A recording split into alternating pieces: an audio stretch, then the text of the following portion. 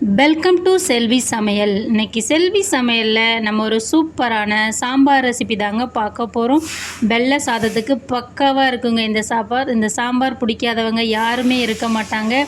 முருங்கைக்காய், கத்திரிக்காய், கேரட், மாங்காய் போட்டு வைக்க போகிறேங்க. இந்த சாம்பார் எங்கள் வீட்டில் எல்லாருக்குமே ரொம்ப ஃபேவரட்டுங்க.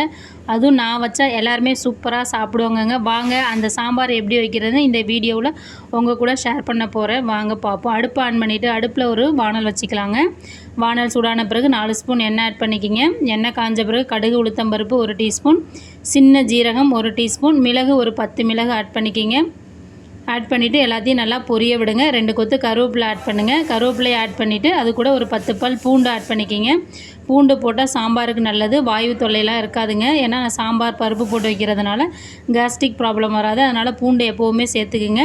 பொடியாக நறுக்குன பெரிய வெங்காயம் ஒன்று ஆட் பண்ணிக்கிங்க. ஆட் பண்ணிவிட்டு வெங்காயத்தை நல்லா கண்ணாடி பதம் வர வரையும் ஒரு நிமிஷம் மிதமான தீயில் நல்லா வதக்கிக்கிங்க. இந்த மாதிரி வதக்கிக்கிங்க. இப்போ வெங்காயம் நல்லா வதங்கிடுச்சு. நான் இப்போ ஒரு சின்ன சைஸ் 2 தக்காளி கட் பண்ணி வச்சுருக்கிறேன். 2 தக்காளி ஆட் பண்ணிவிட்டு மஞ்சத்தூள் சிறிதளவு சேர்த்து தக்காளியை நல்லா நைஸாக வதக்கிக்கலாங்க. தக்காளி நல்லா நைஸாக வதங்கணுங்க. இப்போ தக்காளி, வெங்காயம், பூண்டு எல்லாமே நல்லா ஒரு 2 நிமிஷத்தில் வதங்கி இந்த மாதிரி வந்துருச்சு பாருங்கள். இப்போ நமக்கு சூப்பராக தக்காளி வதங்கி வந்துருச்சு. வாங்க இப்போ நம்ம அது கூட கொஞ்சமாக இந்த ஸ்டேஜில் கொத்தமல்லி இலை சேருங்க. அந்த கொத்தமல்லி இலை நல்லா வெந்து அதோடய ஃப்ளேவர் நமக்கு ரொம்ப சூப்பராக கிடைக்குங்க. இதே மாதிரி நீங்கள் ஒரு தடவை கொத்தமல்லி ட்ரை பண்ணி பாருங்கள். இந்த ஸ்டேஜில் இப்போ கொத்தமல்லி நல்லா வதங்கிடுச்சிங்க. அதோட ஃப்ளேவர்லாம் நல்லா இறங்கியிருக்கும். அந்த வெங்காயம், தக்காளி, பூண்டில் நம்ம சாம்பார் வைக்கிறப்ப அந்த ஃப்ளேவர் இன்னும் ரொம்ப டேஸ்ட்டாக இருக்குங்க. இது கூட நம்ம நறுக்கி வச்சுருக்க காய்கறிகளை ஆட் பண்ணிக்கலாங்க. நான் முருங்கைக்காய் 2 முருங்கைக்காய் ஆட் பண்ணியிருக்கேன். ஒரு கேரட்டை ரவுண்டில் ஷேப்பில் கட் பண்ணி ஆட் பண்ணியிருக்காங்க. ஒரு கத்திரிக்காய் மட்டும் ஆட் பண்ணியிருக்கிறேன். இப்போ இந்த காய்களை ஒரு நிமிஷம் மிதமான தீயில் வச்சு நல்லா வதக்கிக்கலாங்க. கத்திரிக்காய், முருங்கைக்காய், கேரட் நல்லா வதங்கட்டும். இப்போ ஒரு 2 நிமிஷம் ஆகிடுச்சு. காயெலாம் நல்லா வதங்கி வந்துருச்சு பாருங்கள். இந்த ஸ்டேஜில் சாம்பாருக்கு தேவையான மசாலா பொருட்களை ஆட் பண்ணிக்கலாங்க. நான் 1 ஸ்பூன் மிளகாய் தூள் ஆட் பண்ணுறேங்க. 2 ஸ்பூன் சாம்பார் பொடி ஆட் பண்ணிக்கிறேங்க. 1 ஸ்பூன் கொத்தமல்லி தூள் ஆட் பண்ணிக்கிறேங்க. உங்களுக்கு விருப்பமான அளவில் நீங்கள் மசாலா ஆட் பண்ணிக்கலாங்க. இப்போ இந்த மசாலாவை நல்லா மிதமான தீயில் வச்சு காய்கறிகளோட ஒட்டி வதங்குற மாதிரி வதக்கிக்கலாம் 2 நிமிஷம். இப்போ 2 நிமிஷம் நல்லா வதங்கிடுச்சு. இப்போ நான் பருப்பு குக்கரில் வேக வைக்கலைங்க, தனியாக தான் வேக வச்சேன், வானலில் வேக வச்சேன். அந்த பருப்பு தண்ணியை நான் ஆட் பண்ணிக்கிறேங்க. இந்த மாதிரி நீங்கள் பருப்பு தண்ணி ஆட் பண்ணி வைக்கிறப்ப அந்த சாம்பாரோட ருசியே தனியாக இருக்குங்க, ரொம்ப சுவையாக இருக்கும். தண்ணி ஆட் பண்ணிவிட்டு லைட்டாக கொதி வந்தால் போதுங்க. இப்போ லைட்டாக கொதிக்க ஆரம்பிச்சிருச்சு பாருங்கள். இந்த ஸ்டேஜில் நான் 1/4 கப் துவரம்பருப்பு, 2 ஸ்பூன் பாசிப்பருப்பு சேர்த்து வேக வச்சுருக்கேங்க. அதை நான் அரைச்சி வச்சுருக்கிறேன். அதை நான் ஆட் பண்ணிக்கிறேங்க. ஆட் பண்ணிவிட்டு நல்லா மிக்ஸ் பண்ணுங்கள். உங்களுக்கு சாம்பார் திக்னஸாக வேணுன்னா பருப்பு அதிகமாக தேவைப்படும். எங்கள் வீட்டில் கொஞ்சம் நாங்கள் தண்ணியாக தான் சாப்பிடுவோம். அதனால் கொஞ்சம் தண்ணியாக தான் நான் ஆட் பண்ணியிருக்கேன். உங்களுக்கு திக்காக வேணுன்னா நீங்கள் இன்னும் பருப்போட அளவை கூட்டிக்கலாங்க.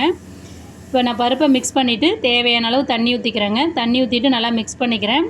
இந்த ஸ்டேஜில் சாம்பாருக்கு தேவையான அளவு உப்பு ஆட் பண்ணிக்கிறேங்க. உப்பு ஆட் பண்ணிவிட்டு நல்லா மிக்ஸ் பண்ணுங்கள். மிக்ஸ் பண்ணிவிட்டு ஒரு 10 நிமிஷம் நல்லா கொதிக்க விடுங்க. 10 நிமிஷம் கொதிச்சுன்னா ஒரு 3/4 பாகம் காய்கறிகள்லாம் நல்லா வதங்கி வந்துடுங்க. இப்போ நல்லா கொதிக்க ஆரம்பிச்சிருச்சு. நீங்கள் இந்த மாதிரி சாம்பார் வச்சு பாருங்கள், ரொம்ப சூப்பராக சுவையாக இருக்கும். இப்போ கொதிக்கிறப்ப லைட்டாக கிளறி விட்டுக்குங்க. இப்போ நல்லா சாம்பார் கொதிச்சிருச்சு. இந்த ஸ்டேஜில் நம்ம கட் பண்ணி வச்சுருக்க மாங்காவை ஆட் பண்ணிக்கலாங்க. மாங்காய் புளிப்பாக இருந்ததுன்னா நீங்கள் புளி தண்ணி சேர்க்க வேண்டியதில்லை. எனக்கு கொஞ்சம் மாங்காய் புளிப்பு கம்மியாக இருக்குது. அதனால் நான் கொஞ்சமாக ஒரு சிறிய நெல்லிக்காய் சைஸ் அளவு புளியை ஊற வச்சு அந்த புளி தண்ணியை ஆட் பண்ணிக்கிறேங்க சாம்பாருக்கு. இப்போ நான் ஆட் பண்ண பிறகு நல்லா கொதி வந்துட்டுருக்கு பாருங்கள். ஒரு 5லேருந்து 6 நிமிஷம் வெந்தால் போதும். அதன் பிறகு மாங்காய் சேர்த்த பிறகு, இல்லைனா மாங்காய் கரைஞ்சிரும்.